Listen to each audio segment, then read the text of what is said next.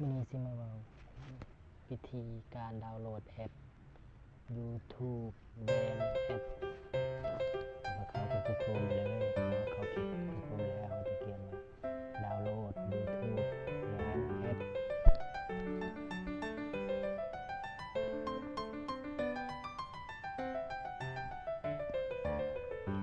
ดาวน์โหลด YouTube แบน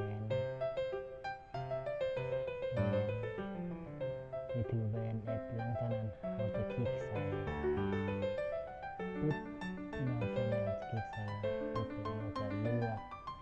ตัว YouTube แบน14.11 สำหรับ Android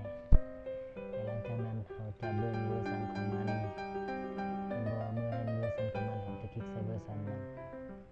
เมื่อคลิกใส่เวอร์ชันมาแล้วมันจะให้ดาวน์โหลดแล้วหลังจากนั้นเราจะคลิกใส่ดาวน์โหลดปุ๊บเราคลิกใส่ดาวน์โหลดแล้วมันก็จะให้เราดาวน์โหลดอีกครั้งเมื่อมันขึ้นเราจะคลิกอีกคลิกใส่ดาวน์โหลดแล้วเราจะเห็นดาวน์โหลดเราจะคลิกใส่ดาวน์โหลดได้เลยปุ๊บแล้วเมื่อหลังจากนั้นมันจะดาวน์โหลดแล้วสามารถออกจากGoogleนี้ได้เลยเมื่อออกจากGoogleนี้เมื่อออกจากGoogleนี้เราก็จะไปเบิ่งอยู่ไฟล์ Manager หรือไฟล์เก็บข้อมูลที่เราดาวน์โหลดเราจะไปเลือกไฟล์เราจะเลื่อนไปเลือกอยู่วิธีดาวน์โหลดที่แอปที่เราโหลดแอปเมื่อกี้นี้เมื่อเราดาวน์โหลดแล้วเราจะคลิกใส่ YouTube ไปเราคลิกใส่ YouTube นี่มันเป็นระบบตัวซัพพอร์ตมีอะไรครับแต่เมื่อคลิกใส่เราจะคลิกใส่แบบคอมเมนต์เมื่อคลิกใส่นั่นแหละเราจะคลิกใส่แบบคอมเมนต์แล้วหลังจากนั้นมันจะให้เลือกแต่ควรจะเลือกแบบ Chrome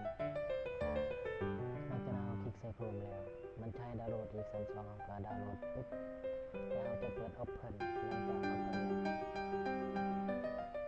เมื่อคืนเราจะเบิ่งนิทานของมันดิแล้วเพื่อจะเห็นไฟล์ที่เราดาวน์โหลดมาแล้วหลังจากนั้นเราก็รอท่าจากการดาวน์โหลดให้มันสำเร็จเรียบร้อยแล้วเมื่อเราดาวน์โหลดสำเร็จแล้วหลังจากนั้นเราก็จะสู่หน้าที่เก่าจะไปเลือกบอลที่ไฟล์ Manager ที่ไฟล์บนเก็บข้อมูลที่เราจะดาวน์โหลดให้เราท่าแป๊บหนึ่งเพื่อมันจะดาวน์โหลดสำเร็จ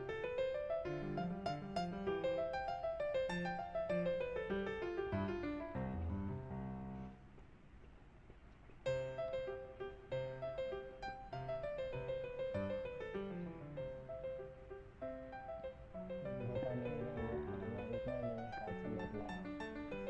หลังจากนั้นเมื่อสำเร็จแล้วจะกลับคื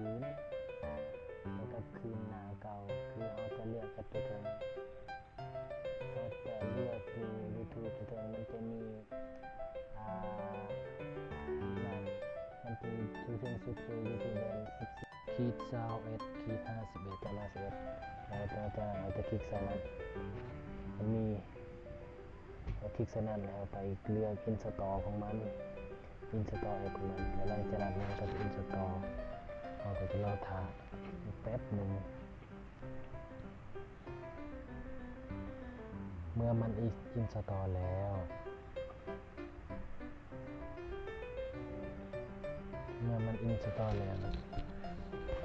เราก็จะออกจากหน้านี้ได้หรือเราจะเปิดไฟล์ของมันก็ได้แต่เราไม่ได้เปิดเราออกจากหน้านี้แล้วออกไปเลยเมื่อออกแล้วเราจะไปเลือกบน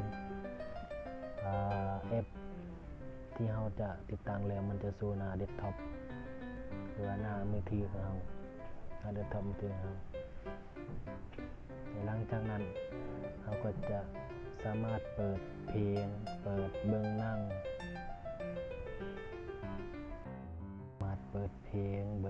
งอยู่ใน YouTube แบรนด์นี้มันจะแตกต่างกับ YouTube ทั่วไป YouTube แว่นนี้มันสามารถย่อและเมื่อเราเปิด YouTube นี้เราสามารถเลือกแอปใดแอปหนึ่งเราสามารถเล่นอีกแบบหนึ่งก็ได้โดยจะบ่ดับหรือเรา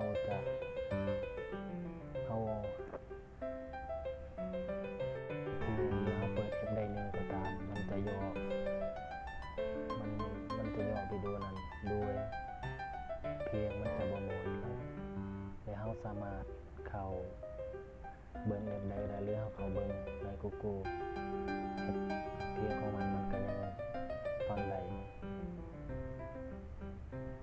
แต่มันแตกต่างจาก YouTube ทั่วไป YouTube ทั่วไปเมื่อเวลาเราคลิก YouTube ทั่วไปแล้วมันเขาจะเปิดGoogle Chrome ห